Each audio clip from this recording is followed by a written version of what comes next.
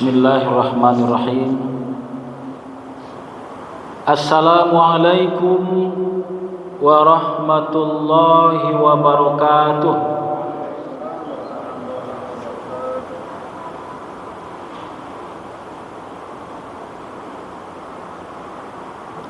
Alhamdulillahi rabbil alamin. Arsala rasulahu bil huda wa dinil haqq liyuzhirahu 'ala dini kulli wa kafa billahi shahida. Asyhadu an la ilaha illallah wahdahu la syarikalah wa asyhadu anna Muhammadan abduhu wa rasuluh sallallahu alaihi wasallam la nabiyya ba'da. A'udzu billahi minasy syaithanir rajim. Bismillahirrahmanirrahim. Innal ladzina hum min khasyati rabbihim musyfiqun. Shadaqallahul azim. Sesungguhnya orang-orang yang takut terhadap azab Tuhannya, dia bertakwa kepada Allah, maka mereka akan senantiasa berhati-hati dalam kehidupan ini. Al-Quran Surah Al-Mu'minun ayat 57. Bapak Ibu jemaah Masjid Taqwa Muhammadiyah, sidang jamaah tarwih rahimakumullah, bersyukur kita kepada Allah dan salawat beriring salam kita kirimkan kepada Rasulullah sallallahu alaihi wasallam. Kita sering mendengarkan kabar berita. Kita tengok melalui layar televisi, berita di radio, ataupun juga kita baca melalui media cetak, koran misalnya. Di antara berita-berita yang populer itu banyak ternyata orang-orang yang menyesali perbuatannya setelah melakukan sesuatu. Apakah seseorang yang telah membunuh, misalnya dibunuhnya keluarganya, atau karena dendam kepada seseorang, lalu setelah ditangkap oleh polisi mengakui atas perbuatannya, lalu dia mengucapkan menyesal saya.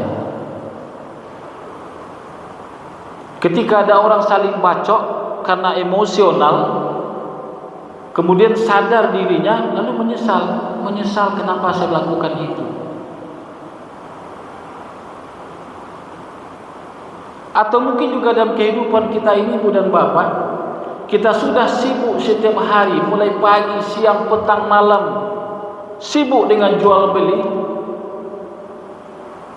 sibuk dengan kegiatan duniawi, lalu kemudian tidak terasa umur kita sudah mencapai 50, 60, 70 tahun. Akhirnya menyesal.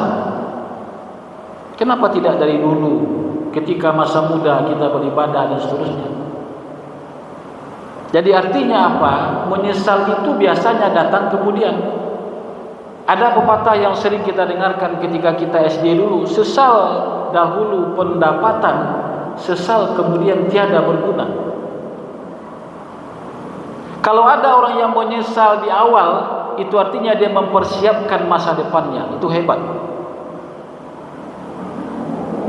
Tapi kalau orang yang tidak memperkirakan masa depannya, maka dia lanjut saja, hantam kromo saja, lalu kemudian di akhir dia menyesal.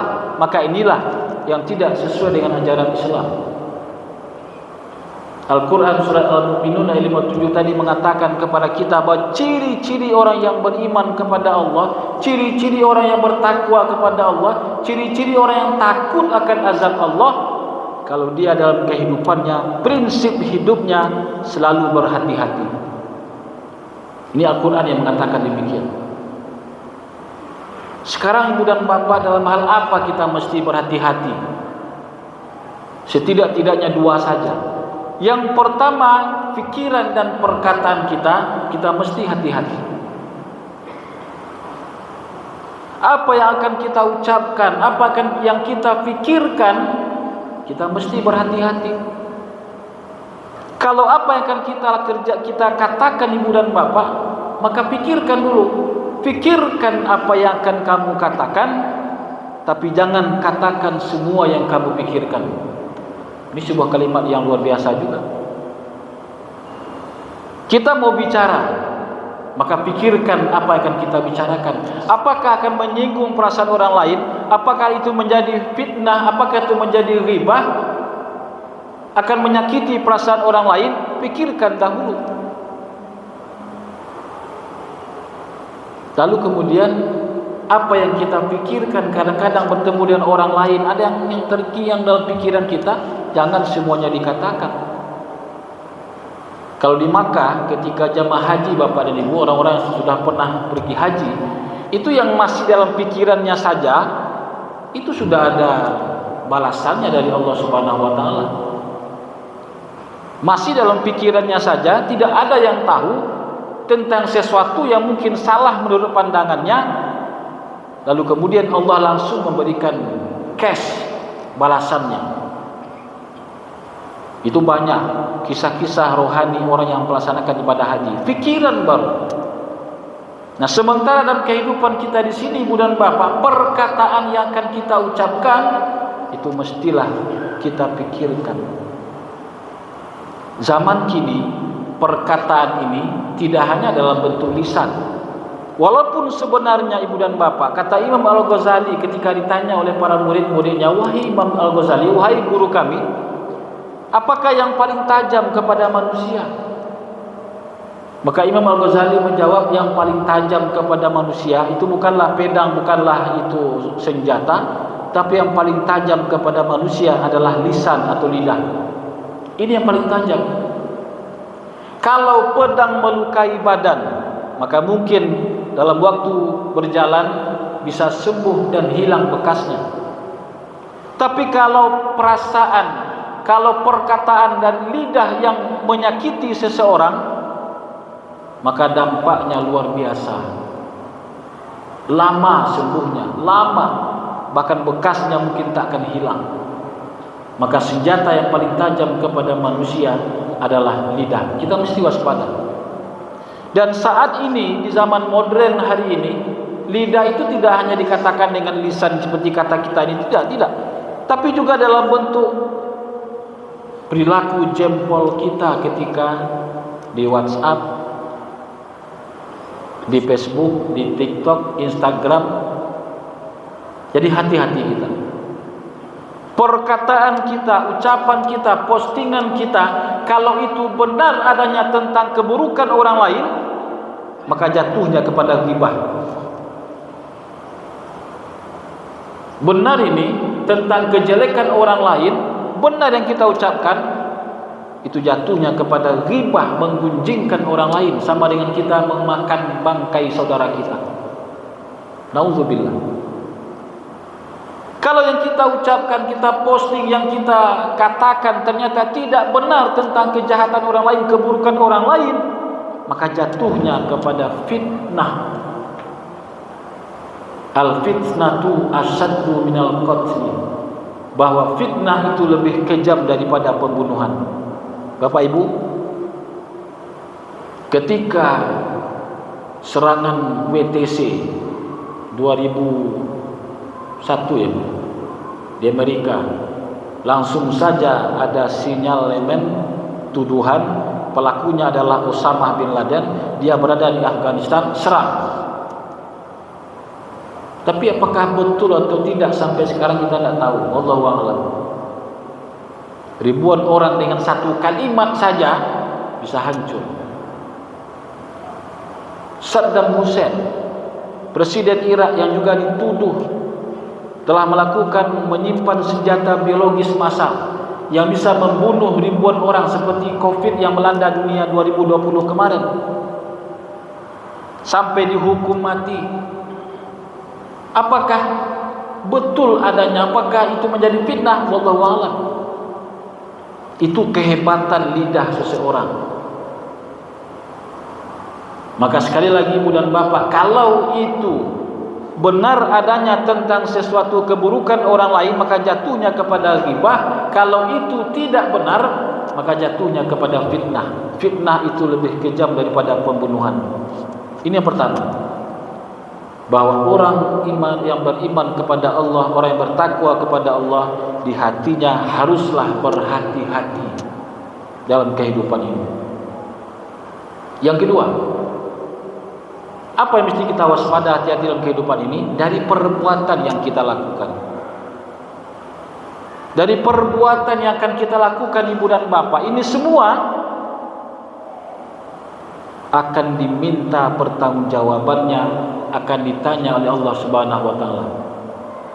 I'mal masyita fa innaka mas'ulun wa mujzabi.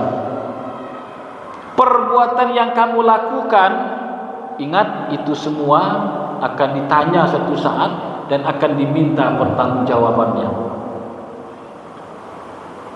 Jadi orang-orang yang menyesal di awal, maka dia akan berpikir 7 kali kalau akan melakukan sebuah tindakan kejahatan, tindakan kemungkaran, kemaksiatan, ingin mencelakakan orang lain, perbuatannya dia pikir-pikir dulu.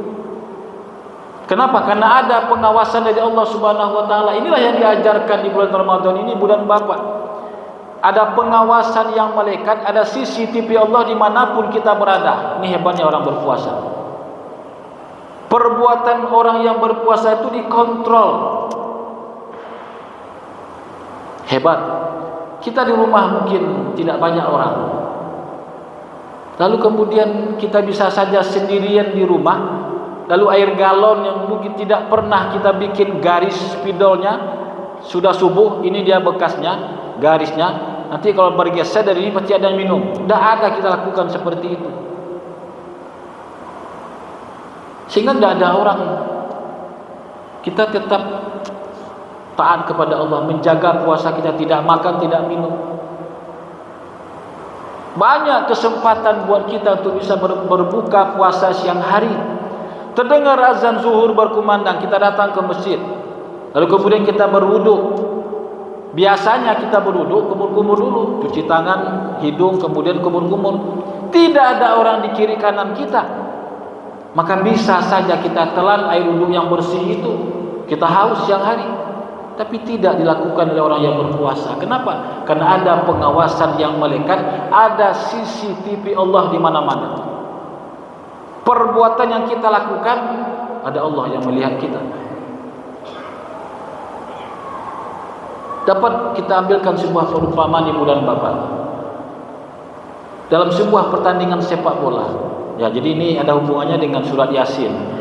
Al-yawma nakhtimu ala afwahihim wa tukallimuna aydihim wa tashhadu arjuluhum. Ini perbuatan kita. Bahwa dengan CCTV Allah itu nanti, ibu dan bapak, rekaman semua perbuatan kita di dunia ini, itu akan ditayangkan nanti di akhirat. Di suatu hari, al-yawma nakhtimu ala afwahihim, suatu hari nanti di hari kiamat, mulut kamu akan terkunci dengan rapat, tangan kamu akan berbicara, kaki kamu akan menjadi saksi bima kanu yaksibun, dari semua yang telah kamu lakukan di dunia. Jadi semua perbuatan kita itu ada kameramennya nanti. Terjadi sebuah gol ditendang oleh Ronaldo dari Real Madrid ke Barcelona, lalu kemudian wasit menganulir, tidak sah. Apa yang terjadi? Ribut penonton di televisi juga demikian. Tapi ketika ditayangkan rekaman replay, dalam hitungan detik saja ditayangkan lagi replaynya, ternyata posisi Ronaldo benar-benar pada posisi offside. Orang menerima, oh ternyata offside, terjadi gol. Di pertandingan badminton juga ada sekarang, ketika seseorang pemain misalnya ginting, dia yakin bola yang ditembaknya itu, disemanya itu masuk, tapi dinyatakan keluar oleh wasit, dia angkat tangan. Itu namanya challenge. Dengan sebuah teknologi akan bisa diketahui bahwa ternyata bola itu betul-betul masuk atau keluar. Itu replay atau teknologi. Nah, nanti di akhirat, al-yawma nakhtimu ala afwahihim, semua akan terkunci, mulut akan terkunci, tangan yang akan berbicara, kaki yang menjadi saksi dari semua perbuatan yang kita lakukan. Nah, oleh karena itu ibu dan bapak, inilah Ramadan yang mengajarkan kepada kita semua untuk berkata baik, untuk berhati-hati dalam perkataan dan berhati-hati dalam perbuatan. Karena memang orang-orang yang beriman itu adalah orang-orang yang takut kepada Allah dan selalu ada prinsip dalam hidupnya untuk senantiasa berhati-hati. Terima kasih, banyak maaf. Akhirul kalam. Assalamualaikum warahmatullahi wabarakatuh.